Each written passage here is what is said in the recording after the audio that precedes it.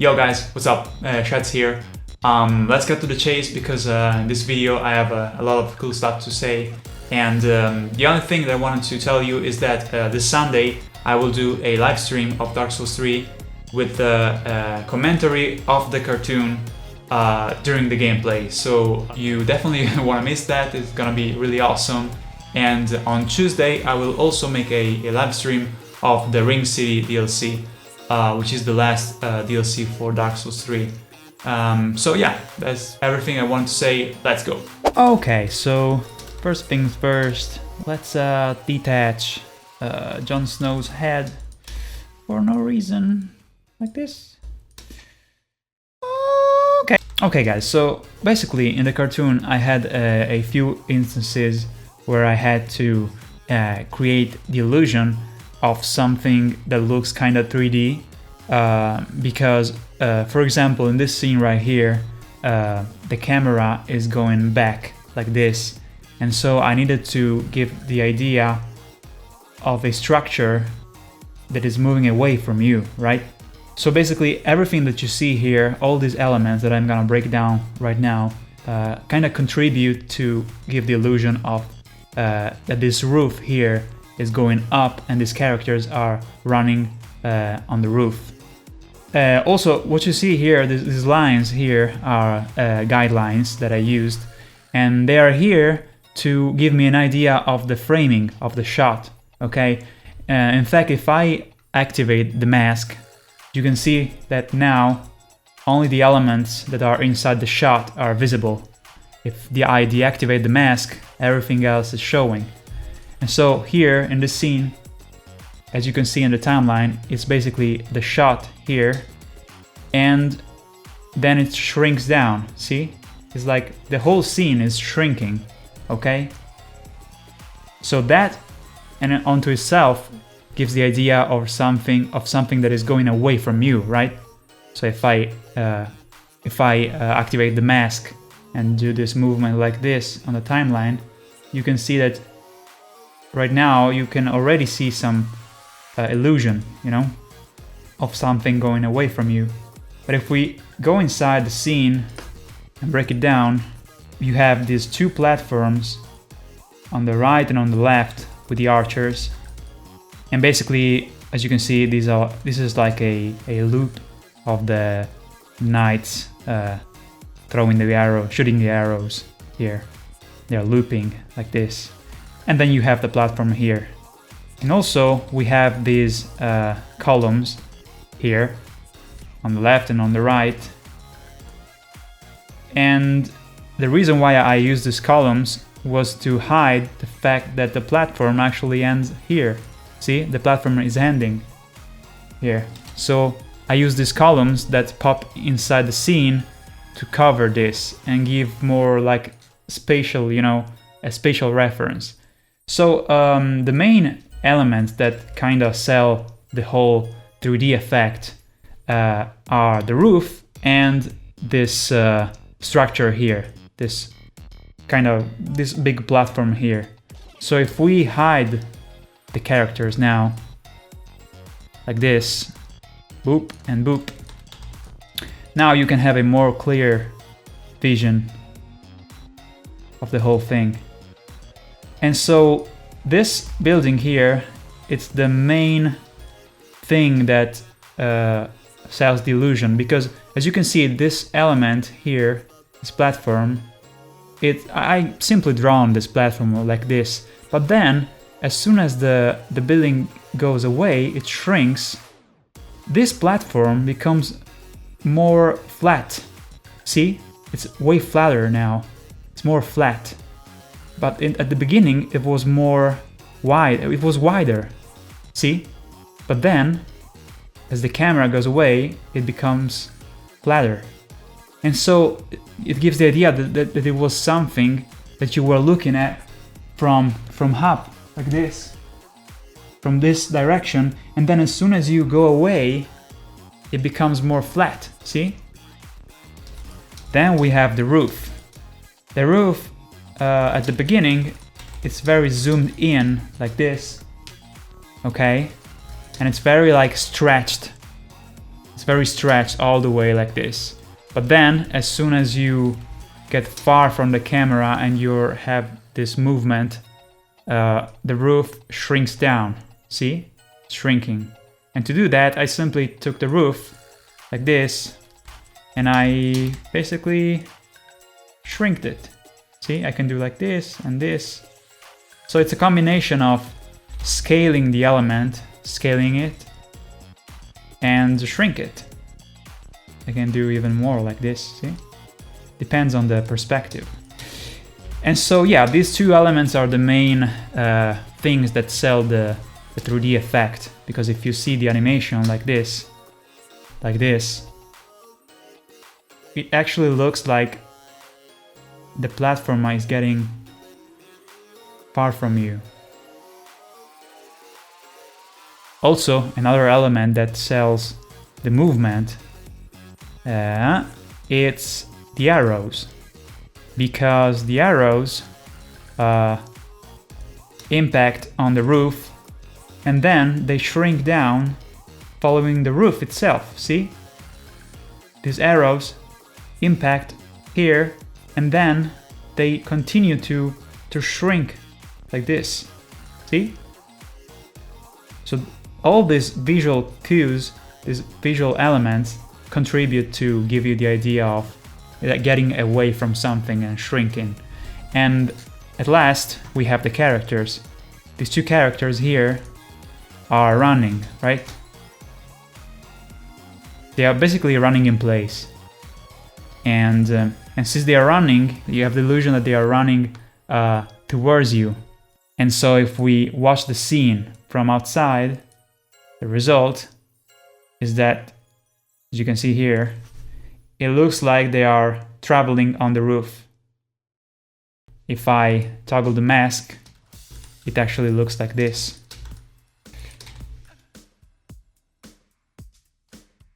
But it's good that the character here, his legs are not showing, because animating the legs is very difficult. So I basically kept the character in this position all the time, so that you can only see his arms waving and you don't need to see the legs. And if you want to see the character itself here, if I open the clip, as you can see, this is the mess. every frame is drawn frame by frame. See, the whole movement is frame by frame. All these little points here are a different frame. One is for the legs, and then you have his body, and you have like the scarf and the head. See? So for example, if I go inside the head, just to show you a little detail, here's the timeline here of only the head. See? He's like panting, like, and then he says like, leave me alone, here. Everything, including the mountains and the clouds in the background, and also the mist here, the fog, kinda contributes to give the illusion of a 3D movement. And then we have, for example, this scene right here that is not like pseudo 3D at all. I included the scene. I wanted to show you the scene because it kinda has a similar approach, because I wanted the character that is coming this way to go the other way, but towards the camera, right? So in order to do that, if we zoom inside, you can see that the character here arrives from the right, impacts on the tower, and then while rolling, he goes towards you, towards the camera here, see? And so here, basically, I had to kind of create the idea of something that is far away, and then it goes to the center, and then goes towards you, towards the camera. And to create the scene, also to enhance this perception, I made the bricks of the Jenga tower collide and go towards the camera too. See, like here the pieces are here, and then on the next frame they are more closer and bigger, you know. And as you can see, this scene was made almost basically frame by frame. So every single frame is a different drawing, almost. Okay, so now let's look at the elevator scene. This scene is actually very short. I think it's like 4 seconds, something like that. And here, so the challenge here for me was to create this elevator that actually is not only going up, but it's also rotating, right?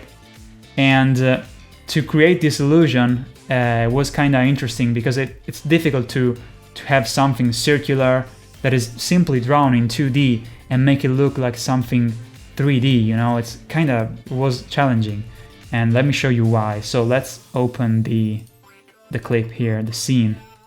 So we have all these elements here, like we have the knight here, like this. We have the tower with the Yorshka waving. And here we have this tower, and the first thing that I did was actually shrink the tower, since we are looking at this tower, this elevator, from a bottom view. So I basically made the tower shrink down like this, right? Because it's going away from you, right? Like this, it's going up and far away from you. So the first thing that I did was take this clip here and shrink it, see? Now here is smaller and here is bigger. But if we go inside this element, we have 3 major elements that give the illusion of rotation. These 3 elements are the columns here, these little like ornaments, columns. Then we have the bottom part of this platform, this bottom part, and then we have the brick texture here. So the first thing that I did was create this inward part of the platform, and in order to give the idea that this part goes inward, I used a darker color, right? Because a dark color gives the impression that this part is inside, right? So when the light is hitting this platform, it hits here and here, but not here, because this is going inward, right? It's going inside. And then I played around with these little elements here, these little columns. These columns are simply some elements that I drawn, and they go basically from left to right, like this, see? They go from left to right. It's like a conveyor belt. And they're always at the same distance, but as they go this way, the distance becomes more, there's more distance between the two, and that's because it's circular, right? And so to hide the fact that these elements were going outside, as you can see, they go outside of the platform, I basically created a mask, which is this green thing that you see here. This green thing tells the program that everything that is inside this green area will be shown, but all the things that are outside of this green area, they are not shown, okay? So if I use the mask, as you can see, the elements don't appear anymore. See, they go here and then they go away. And so this creates the illusion of something moving, right? And then we have these 2 simple lines, this line here and this line here, that are moving, okay? And these 2 lines, they contribute to give the idea of something that goes inwards, see? Like this, and then the line goes here, and then the line goes here. Same thing for this one. It kind of looks like a clock, see? It's here, and then it was here, then here, then here, and here. And so if you play the clip, as you can see, it kind of looks like a clock, see? Like a 3D effect. And at last, there's the character here that follows this the motion, and of course the texture here of the bricks. This is an important point of reference, because you see this element of a kind of like a stone brick texture, and you see that it's moving, right? It's moving, and it's shrinking. As you can see, it's shrinking. And just by looking at this element, you can tell that something is going on here, that something is not flat, but is like rotating, you know? It's like a pillar, it's like a circular pillar. And so all these single elements together give the idea of something that is going circular, right?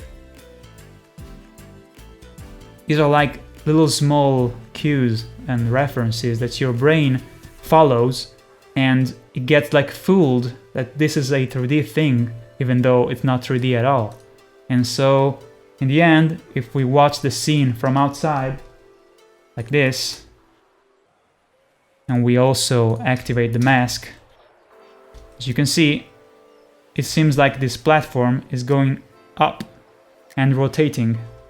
The last thing that I wanted to show you is another example of something that is not 3D, but I had to create again the illusion of something that is going in front of something and then behind something. Okay, it's the case of the pontiff scene here when these kind of birds are circling around his head. Okay, these actually are the bat wings from Dark Souls 1, but they also appear in Dark Souls 3 too. And so the bat wings here are circling around the head of the pontiff, like this. And in order to create this illusion, basically I needed to create a single rotating bat in order to create the circling motion. So if you watch this, like this, as you can see, it's like a 3D model of the creature. Because I've drawn the bat from the side, then from behind a little bit, then from behind you can see the ass, and then you have the behind 3/4 view, and again the side, and then he's kind of towards the camera, and then in front view, and then again towards the camera, and then it goes back it loops to the side again.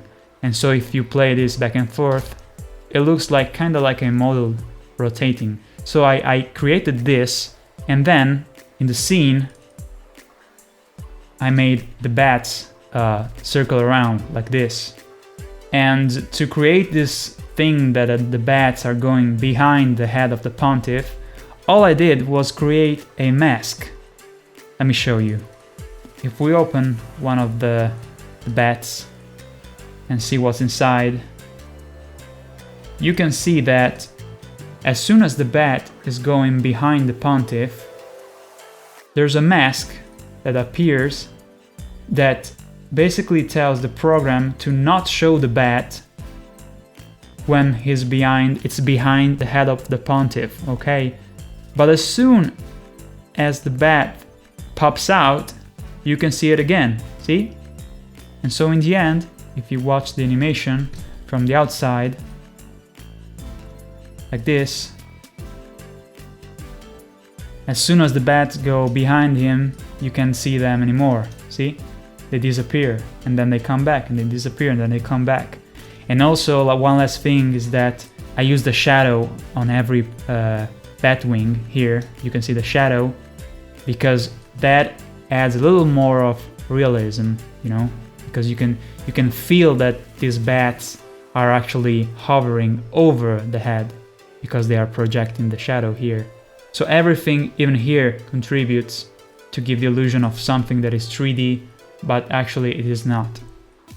And so the bottom line here, guys, is that sometimes when you have 2D elements, you can use those elements in a smart way to make something 2D look a little more 3D and give it a little more depth to the scene. And so thank you for watching. I hope you like this behind the scenes. I will do more of these videos in the near future, so stay tuned, and I'll see you in the next video. Bye bye.